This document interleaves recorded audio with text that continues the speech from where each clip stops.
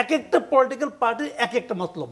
বিএনপির মতলব হলো তুমি যা কিছুই করো আমি সব রাজি, খালি ইলেকশনটা করো। কেউ বলছে না যে এই যে 84টা প্রস্তাব, সেখানে বৈষম্য বিরোধী আন্দোলনের প্রধান জনগোষ্ঠীগুলোর দাবি দেওয়া কোথায়? পুরো গণ অভ্যুত্থানটাই তো ব্যাহত হয়ে গেল জুলাই সনদের ভিতর দিয়ে, আমি বলবো।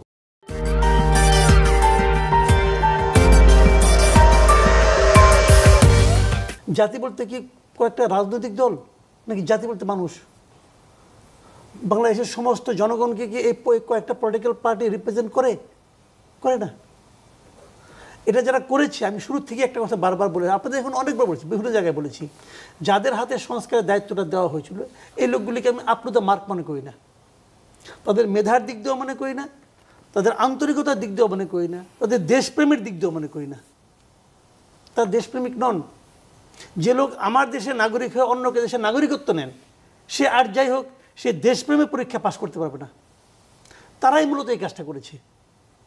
যে 6টা সংস্কার কমিশনের লোককে নিয়ে করা হয়, তার মধ্যে 4টা কমিশনের হেড হলো বিদেশি দ্বৈত নাগরিক। তো এটা কীভাবে কী হবে? এটা কিছু হয় নাই, এটা একটা আনারই কাজ হয়েছে। দেখেন, জুলাই সনদ, এই দুটা শব্দ যদি আমি ধরি, এই দুটা শব্দের প্রতি অনেকেরই একটা ফিলিংস কাজ করে, আন্তরিকতা কাজ করে, ইমোশন কাজ করে। এই দুটা শব্দ বেসিক্যালি কিন্তু আমি মনে করি এটা এনসিপির শব্দ, এনসিপির দেওয়া শব্দ। তো এই এনসিপির শব্দটা রাখা হয়েছে, বাট এনসিপি কি যা চাইছে, যেভাবে চাইছে সেভাবে হয়েছে? এটা বাম ফ্রন্টগুলি কি বলছে, বাম দলগুলি কি বলছে, যে যেগুলোর মধ্যে এটা তারা বলছে এটা লিপিবদ্ধ করাটাই ঠিক মতো হয় নাই। তারা যেগুলো নোট অফ ডিসেন্ট দিয়েছে সেগুলো নাকি মূল সনদের মধ্যে চলে গেছে। তার মানে কি, যিনি ড্রাফটটা করেছেন ওই ভদ্রলোক আপ টু দ্য মার্ক না, উনি জানেন না কোথায় কোনটা কি বসাইতে হবে। তারা বলছে পুরো জিনিসটা আমাদের কাছে দেন, আমরা দেখবো, দেখতেও দেয় নাই, আসেন সাইন করেন। তাহলে বলবেন যে এটা কি বিএনপি বোঝে না, এটা কি জামাত বোঝে না? তারা খুব ভালো মতো বুঝে, তো তারা গেল কেন? দেখেন, এক একটা পলিটিক্যাল পার্টির এক একটা মতলব, এই কথাটা আপনি মাথায় রাখেন। বিএনপির মতলবটা কি? বিএনপির মতলব হলো তুমি যা কিছুই করো আমি সব রাজি, খালি ইলেকশনটা করো। কারণ বিএনপি দিব্য চোখে দেখতেছে যে এই সরকারের প্রত্যেকটা ব্যর্থতায় তাদের ভোট কমতেছে। শাপলা বিষয়টা আগে বলি। দেখুন, এটা একটু কিছুটা কাণ্ডজ্ঞানেরও ব্যাপার। শাপলা আমাদের জাতীয় প্রতীক। শাপলা আমাদের দলিলপত্রে থাকে, আমাদের সরকারি চাকরিজীবীদের অনেকের প্রতীক হিসাবে থাকে। শাপলা আমাদের কয়েনে আছে। মানে জাতীয় প্রতীক, এবং তার আশেপাশের কিছুই আসলে কোনো দলকে দেওয়া ঠিক নয়। কারণ এটা হলো নির্বাচনে তাহলে একটা লেভেল প্লেইং ফিল্ড হবে না। এই সনদকে যেটা স্বাক্ষর হলো, এবং এনসিপিও যেটা স্বাক্ষর করবে, আমি বলে রাখতে চাই, এনসিপি এখন স্বাক্ষর না করাকে গ্লোরিফাই করছে, কিন্তু এনসিপিও শিগগির এই সনদে কিন্তু স্বাক্ষর করবে। এই যে জুলাই সনদ বলা হচ্ছে, এখানে জুলাইয়ের কিছু তো উপস্থিত নাই। দেখুন, জুলাই কালে আমরা 1 বছর আগের ঘটনা আমরা তো ভুলে যাই না এখন। জুলাইয়ের প্রধান বিষয় কী ছিল? বৈষম্য কমান। বাংলাদেশের সমাজে বৈষম্যের শিকার কারা? কৃষক, শ্রমিক, সংখ্যালঘু, নারী, এরাই তো বৈষম্য। আমি জুলাই সনদ, আমার ধারণা এখানে আপনারা সবাই পড়েছেন, আমিও পড়েছি। জুলাই সনদে কৃষক শব্দটা একবারও নেই, জুলাই সনদে শ্রমিক শব্দটা একবারও নেই, সংখ্যালঘু শব্দটা একবারও নেই, দালিত শব্দটা একবারও নেই। নারী শব্দটা একটা অনুচ্ছেদে একবার আছে, সেটা হলো এই যে নারীদের আসন 50 থেকে ক্রমান্বয়ে যেন 100-তে বাড়ানো হয়, অনুরোধের ভঙ্গিতে বলা হয়েছে। তার মানে বাংলাদেশে যারা বৈষম্যের শিকার জনগোষ্ঠী, যাদের নিয়ে জুলাই আন্দোলনটা হলো এবং বলা হলো বৈষম্য বিরোধী আন্দোলন, বৈষম্য বিরোধী সরকার, এটা এই সনদে তার একটা ছিটেফোঁটাও নেই। আচ্ছা, জুলাই আন্দোলনকালে দুটো বড় দাবি ছিল। প্রশাসনের সংস্কার, বাংলাদেশ রাষ্ট্রের ঔপনিবেশিক প্রশাসনের সংস্কার এবং পুলিশি ব্যবস্থার সংস্কার। দেখুন, জুলাই সনদে এই দুটো বিষয়ে কথা আছে কি, একটা পুলিশ কমিশন যেন গঠন করা হয়, একটা প্রশাসনিক সংস্কার কমিশন গঠন করা হয়। অথচ এই দুটো সংস্কার কমিশন কিন্তু এবারও গঠিত হয়েছে, তারা কয়েকশো সুপারিশ দিয়েছে, তার কোনো সুপারিশ নিয়ে এই জাতীয় ঐকমত্য কমিশনে কোনো আলোচনাই হয়নি। এখন আবার দুটো কমিশন করার জন্য জুলাই সনদে বলা হয়েছে। ওই 84টা যেই ঐকমত হয়েছে তাতে এই দুটো ছিল। তার মানে প্রশাসন নিয়ে, পুলিশ বাহিনী নিয়ে, নারীর বিষয়ে, দালিতের বিষয়ে, সংখ্যালঘুর বিষয়ে, শ্রমিকের বিষয়ে, কৃষকের বিষয়ে জুলাই সনদে কিচ্ছু নেই। তাহলে এটাকে আমরা কি বিবেচনায় জুলাই সনদ বলছি?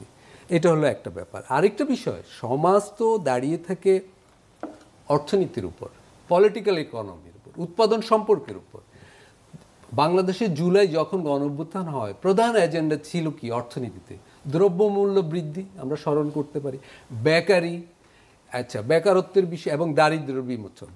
দারিদ্র্যের ক্ষেত্রে এখন বিশ্বব্যাংক বলছে বাংলাদেশে 21% দারিদ্র, পিপিআরসি বলেছে 28% এবং সরকার বলছে 19%। তিনটা গড় করলে 24% হয়। গত এক বছরে, বহু বছর পর গত এক বছরে কিন্তু বাংলাদেশে আবার দারিদ্র্য বেড়েছে, দ্রব্যমূল্য কমেনি এবং বেকারত্বও বেড়েছে। তাহলে অর্জন কি গত এক বছরের? এই প্রশ্নগুলো করা উচিত। আপনারা যেটা আলোচনা করছিলেন যে এনসিপি বলছে, এনসিপির প্রতিনিধি বলেছেন যে এনসিপি না এই জুলাই অভ্যুত্থানের নেতৃত্ব দানকারী সংস্থা। এনসিপি জুলাই অভ্যুত্থানের নেতৃত্ব দানকারী একক সংস্থা নয়। ছাত্ররা সেখানে কোনো ধরনের ব্যানার ছাড়া আন্দোলন করেছিল এবং যারা মৃত্যুর শিকার হয়েছে, শহীদ হয়েছে, দেখুন সবচেয়ে বেশি শহীদ হচ্ছে কারা? শিক্ষার্থীরা। দ্বিতীয় স্থানে ছিল শ্রমিকরা। আমরা বলেছি যে যাত্রাবাড়িতে সবচেয়ে বেশি শ্রমিক মারা যাওয়ার পর আমরা বলেছি এটা গণঅভ্যুত্থানের লেনিনগ্রাদ। তো শ্রমিকদের নিয়ে জুলাই সনদে কি আছে? আজকে যদি যাত্রাবাড়ির মানুষ প্রশ্ন করে, শহীদ পরিবারগুলো, যে আমাদের মানুষগুলো যে মারা গেল এই জনগোষ্ঠীর জন্য, শ্রমিক জনগোষ্ঠীর জন্য আপনারা কি করেছেন? এনসিপি যে 8 মাস আলোচনা করলো জাতীয় ঐকমত্য কমিশনে, এই বিষয়ে কি কোনো কথা বলেছে? তারা নেতৃত্বের দাবি করছে, এখন কোনো কথা বলেনি। সবাই যখন ঐকমত হয়ে গেল যে এদের বাদ দিয়েই জুলাই সনদ হবে, স্বাক্ষরের সময় এটা বলা হচ্ছে যে এটা নাশকতা হয়েছে, এটা প্রতারণা হয়েছে, এটা ঠিক হয়নি। মানে পুরো গণঅভ্যুত্থানটাই তো ব্যাহত হয়ে গেল জুলাই সনদের ভিতর দিয়ে, আমি বলবো। ফলে কিন্তু এখন লড়াই হচ্ছে কি, আমার এই প্রতীক লাগবে এবং এই দল ঠিক করেনি, এই দল প্রতারণা করেছে। কিন্তু কেউ বলছে না যে এই যে 84টা প্রস্তাব, সেখানে বৈষম্য বিরোধী আন্দোলনের প্রধান জনগোষ্ঠীগুলোর দাবি দেওয়া কোথায়? সেই নিয়ে কিন্তু প্রত্যেকটা রাজনৈতিক দল, শুধু এনসিপি চুপ, প্রত্যেকটা, আমি বলছি তো প্রত্যেকটি রাজনৈতিক দলই চুপ হয়ে আছে। মানে গণ অভ্যুত্থান পুরোপুরি বেহাত হয়ে যাওয়ার পরেও কোনো রাজনৈতিক দল কথা বলছে না। এবং সেটা বলা হচ্ছে, আমার সহ-আলোচক বলছেন জাতীয় ঐকমত্য কমিশন দাবি করছে বিরাট একটা, তারা একটা সনদ তৈরি করে দিয়েছে, কিন্তু এই সনদ কিভাবে বাস্তবায়ন হবে সেটাও এখনো বলছে না। এটা গণভোটের মাধ্যমে হতে পারে। গণভোট কি একদিনে হবে না একাধিক দিনে, অন্য দিনে হবে, এবং গণভোট কি নিয়ে হবে? এবং সবচেয়ে বড় কথা, জুলাই সনদে যে 84টা বিষয়ের কথা বলা হয়েছে, সেখানে অনেকগুলো বিষয় তো অনেকগুলো রাজনৈতিক দল ভিন্ন মত দিয়ে রেখেছে। তা এখন মানুষ কি ওই ভিন্ন মতের উপর ভোট দিবে, না যেগুলো ঐক্যমত হয়েছে সেগুলোর উপর ভোট দিবে? এবং ভোটের বাইরেও মূল কথা হলো, একটা বিপজ্জনক বিষয় ঘটে গেছে যে এই যে জুলাই সনদে বৈষম্য বিরোধী মূল জনগোষ্ঠীগুলোর দাবি অগ্রাহ্য করা হলো। এখন জুলাই সনদ পাশ হওয়ার পরে বহু বছরের জন্য এইসব দাবি আর জনসমাজে উঠবে না। বলা হবে যে সনদ তো হয়ে গেছে, এইসব দাবির তো একটা ফয়সালা হয়ে গেছে। অথচ 11টা যে কমিশন হলো, এই কমিশনগুলো তো জনগণের টাকাতেই হয়েছে। এই কমিশনগুলোর সদস্যরা তো কয়েক মাস শ্রম দিয়ে এই কমিশনগুলো গঠন করেছে। তো প্রধান প্রধান গুরুত্বপূর্ণ কমিশনগুলোর কোনো সুপারিশই তো বাস্তবায়ন হলো না। আপনি স্থানীয় সরকার কমিশন বলুন, শ্রম বিষয়ক কমিশন বলুন, নারী কমিশন বলুন, কোনো দাবি দেওয়া জুলাই সনদে আসেনি। তাহলে এই জুলাই সনদের মানে কি? এটা কি দিবে জাতিকে? এর দায় আপনি কাকে দিবেন? এই দায় আমি দিব ঐকমত্য কমিশনকে দিবেন, আমি সরকারকে দেব, প্রধানত রাজনৈতিক দলগুলো দিব এবং জাতীয় ঐকমত্য কমিশন, তাদেরকে এইগুলোর দায়িত্ব নিতে হবে। এবং এনসিপি যদি নেতৃত্ব দানকারী সংস্থা হয়, তাকে বড় দায়িত্ব নিতে হবে যে কেন তারা এগুলো নিয়ে জুলাই জাতীয় ঐকমত্য কমিশনে করলো না। তারা এখন জুলাই সনদ বাস্তবায়নের আইনগত দিক নিয়ে দাবি তুলছে, কিন্তু জুলাই সনদের কন্টেন্ট নিয়ে কিন্তু কোনো দাবি তুলছে না। জুলাই সনদের বিষয়বস্তুটা খুব ইম্পর্টেন্ট, যে এটা কি বাস্তবায়ন হবে, কিসের আইনগত ভিত্তি দেওয়া হবে। জনাব মাসুদ কামাল, এই প্রসঙ্গে যদি কিছু যোগ করতে চান, না আমি আসলে অন্য প্রসঙ্গে যেতে চাই। না, এই প্রসঙ্গে আলতাফ ভাই যেগুলি বললেন আমি তার সঙ্গে একমত। আমি তো শুরু থেকেই বলতেছি রে ভাই, এটা পারবে না, এরা জাস্ট পারবে না এবং পারে নাই। এটা প্রমাণ করে দিয়েছে তারা অযোগ্য লোক, যারা এই দায়িত্বটা নিয়েছিল তারা যে অযোগ্য, তারা সেটা প্রমাণ করছে একদম। তারপরে ওদেরকে পেছনে অনেক টাকা পয়সা খরচ হয়েছে, আরও হবে ইনশাআল্লাহ, আল্লাহর রহমতে হতে থাকবে। তো আমি প্রথমেই বলছিলাম একটা কথা, এই গভর্নমেন্ট হলো একটা নন সিরিয়াস টাইপের গভর্নমেন্ট। এবং ওনারা যা যা কাজ করছে, যে যে লোকগুলিকে নিয়ে আসছে, সবগুলি হলো আপনার নন সিরিয়াস টাইপের লোক।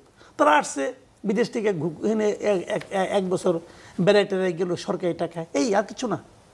এতে আমাদের দেশ জাতির কোনো পরিবর্তন হবে না। কিন্তু রাজনৈতিক দলগুলো তো ছিল এই পুরো প্রক্রিয়া ছিল, সবাই যার যার ধান্দা নিয়েছিল, তাদের থেকে ধান্দা আছে রে ভাই। এবং ধান্দাটা কি তোমাকে বলছি, তারা যখন সরকার গঠন করবে তখন আসলে কি পরিবর্তন? এগুলো কিচ্ছু হবে না। তারা যখন সরকার গঠন করবে, এই জুলাই সনদ, আপনি এই পৃষ্ঠায় 52 পৃষ্ঠার এই সনদটা উল্টেও দেখবে না কেউ, দেখেন কেউ উল্টেও দেখবে না। তারা বলবে আমাদের 31 দফা আছে, মহান 31 দফা, তারা ওটিতে থাকবে। আপনি সারাদিন চিল্লাবেন, কি হবে? তারা বলবো আমরা জনগণের ম্যান্ডেট পাই। যারা জুলাই অভ্যুত্থানে যেসব ছাত্ররা নেতৃত্ব দিয়েছিল, অন্যতম যারা তারাই কিন্তু তাদের নেতৃত্বে কিন্তু এনসিপি হয়েছে। গণ অভ্যুত্থানের কিন্তু অনেকজন স্টেক হোল্ডার আছে, এটা নিয়ে আমরা অনেকবার বলেছি। আরেকটা হচ্ছে যে এনসিপি আমাদেরকেই কিন্তু এই সংস্কারপন্থীটার বড় লিড দিতে হবে, কারণ পুরনোদেরকে দিয়ে হচ্ছে না। আমাদের মূল ফাইটটাই পুরনোদের বিরুদ্ধে। যদি পুরনোরাও যদি এই ফ্যাসিবাদ ব্যবস্থাটা বিলোপের জন্য রাজি হতো, আপনি দেখেন সংসদে যে নিরঙ্কুশ সংখ্যাগরিষ্ঠ সরকারি দলই তো এই বৈষম্যগুলা তৈরি করে। তো এই সংখ্যাগরিষ্ঠটাকেই আমরা চেক ব্যালেন্স দেওয়ার জন্য কিন্তু এই সনদের কন্টেন্টটা আমরা ফাইট দিয়ে যতটুকু পেরেছি সেটাই কিন্তু আমরা আইনি ভিত্তি দিয়ে বাস্তবায়ন করতে চাই।